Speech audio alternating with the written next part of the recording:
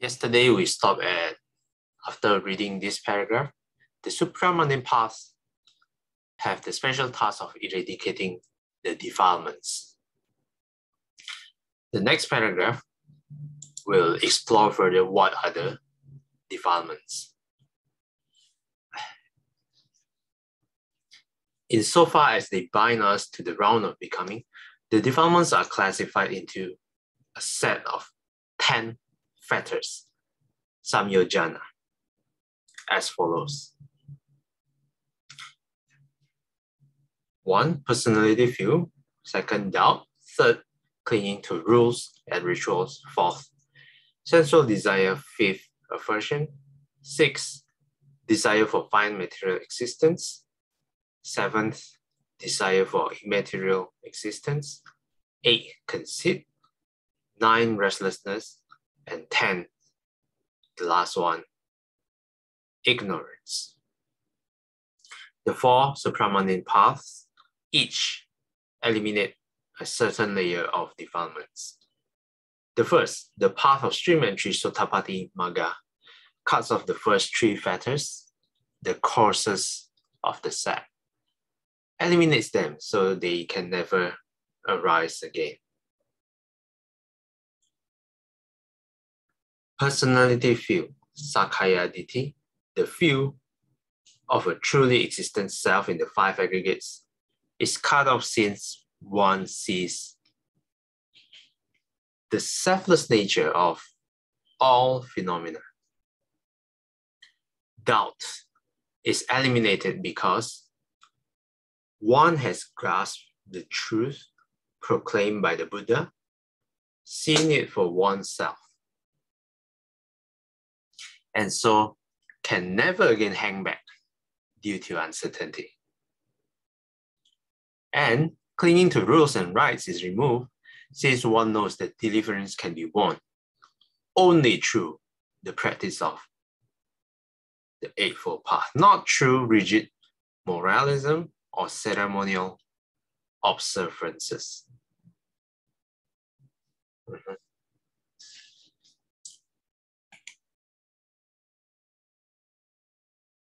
Okay, this paragraph, because it's laid out in paragraph way, might not so easy to organize around your thoughts. So there is a table that I like a lot that, just now before we start, I took some time to start. So I was looking for that table to show you guys. So this is the table I'm referring to. Yeah, see these 10 fetters from personality view to ignorance. It's summarized quite neatly in this table.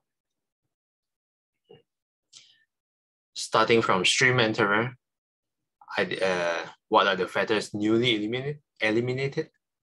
Identity view, doubt, wrong grasp of rules and observances, which summarizes what we just read. Yeah.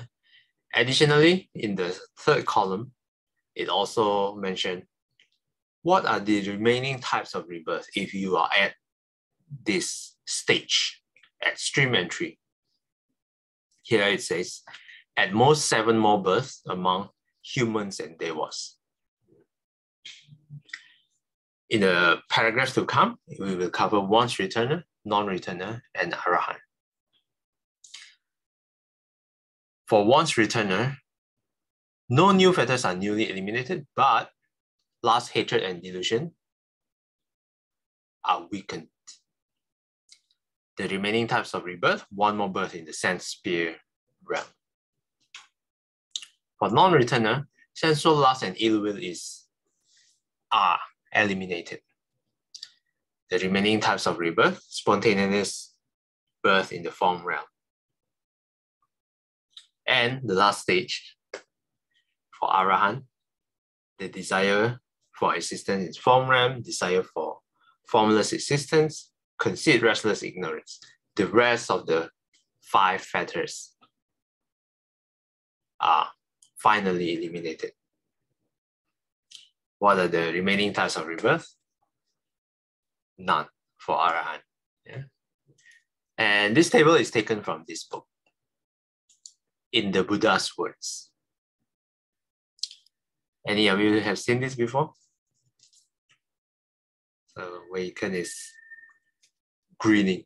It seems like, seems like you have. Have you read this? Yep. I have this book. It was one of my earlier exposures in my beginning stages of learning Dharma. Yeah.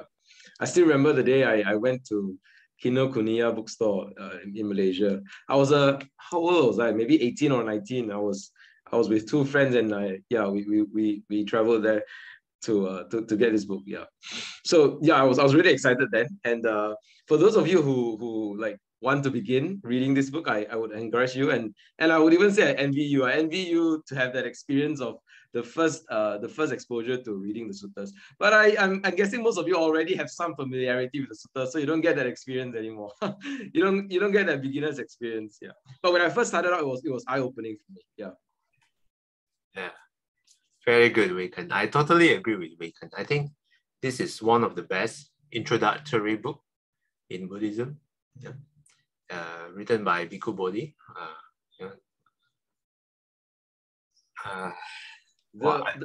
The strength of it is the comprehensiveness of it. That is to say, it gives a very comprehensive overview of like how all the suttas are structured. So it is an anthology of suttas. So like it collects like suttas from different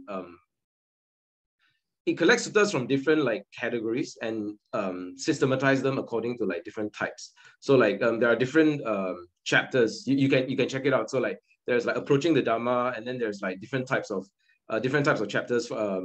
Suttas for developing the mind, suttas for morality and virtue, and for like harmony in the society. And then there's also suttas for like developing wisdom and so on. So Bhikkhu Bodhi's skill is in sort of categorizing those suttas and showing how they form a systematic whole on the journey.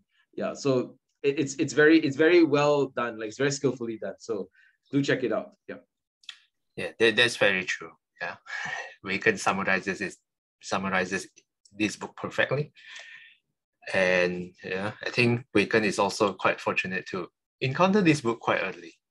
I encountered this book pretty late, and I was like, oh, if only I read this much earlier in my life, it would have been life-changing, I think. And for those of you who think of buying the book, please don't, because I like the book so much, I purchased 10 books of it to give it away. Yeah, it's actually right here. Not sure if I can show you right now. Okay, let me plug my camera out, try to show you. Okay, pardon my room.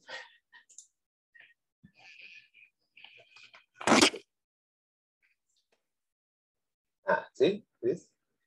A stack of 10 in the Buddha's words. This is not 10. I left with 6 because I have given away 4. Yeah, along with the Noble Eightfold Path, which I'm reading right now, which we are reading right now. Yeah. So if any of you are interested, I'm happy to dana it for you. If not, it will be just collecting dust. Yeah, at my room. You're in Singapore. If you're in Malaysia, I'll go get it from you. Then I'll give it to my friends. Got a few friends who will be interested. But okay, yeah. Those of you in Singapore, yeah, have fun. Have fun getting this book. Yeah. Cool. Maybe you can buy another 10 sets for your friends. Pay it forward. Okay, that's a little bit of sharing about my favorite book, or me and Weiken's favorite book. The rest of you, have you seen this book before? Probably not. Okay, anyway, back to our materials. Yeah, since Weiken is here, yeah, I forgot to welcome you back. Good to see you again. think this is the first time I see you in this new year. Actually, I saw you last Saturday in Soon's talk. Okay, so Wicken, would you like to read the next paragraph? Okay, right. Yes. Happy New Year, everyone. The next paragraph, is it insofar or the path? The path. Okay, the path. All right, thanks. The path is followed immediately by another state of supramundane consciousness known as the fruit, phala, which results from the path's work of cutting off defilements. Each path is followed by its own fruit, wherein, for a few moments, the mind enjoys the blissful peace of nibbana before descending again to the level of mundane consciousness. The first fruit is the fruit of stream entry, and a person who has gone through the experience of this fruit becomes a stream enterer, sotapanna. He has entered the stream of the Dhamma, carrying him to final deliverance. He is bound for liberation and can no longer fall back into the ways of an unenlightened worldling. He still has certain defilements remaining in his mental makeup, and it may take him as long as 7 more lives to arrive at the final goal, but he has acquired the essential realization needed to reach it, and there is no way he can fall away. Okay, thanks, Brother Wicken.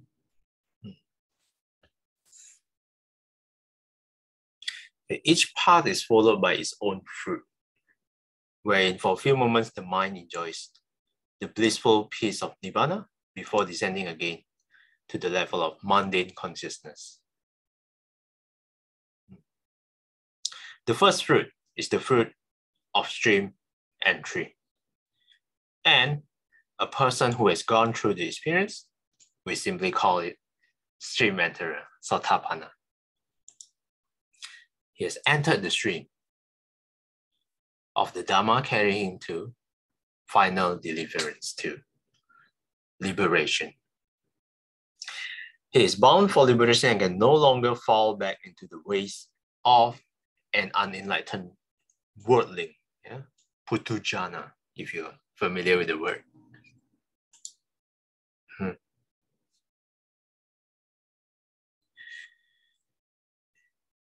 He still has certain defilements in his mental makeup, and it may take him as long as 7 more lives to arrive at the final goals. Yeah, maximum 7 rebirth, and then he will reach arahantship.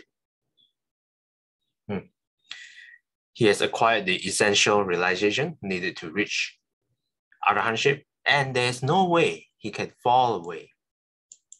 Yeah. Then I had this question. Wow, then of course, if I'm stream enterer, then I can finally relax.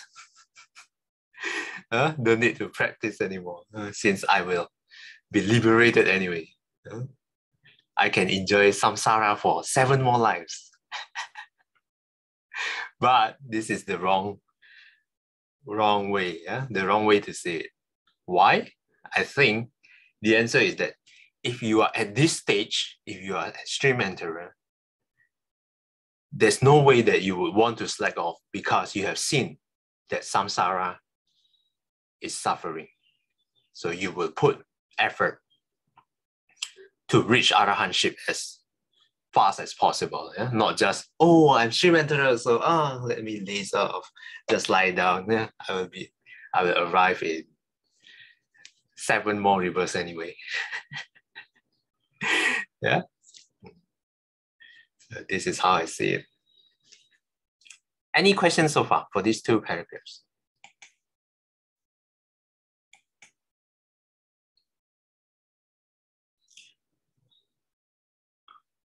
Okay, if not, I think we can end here for today.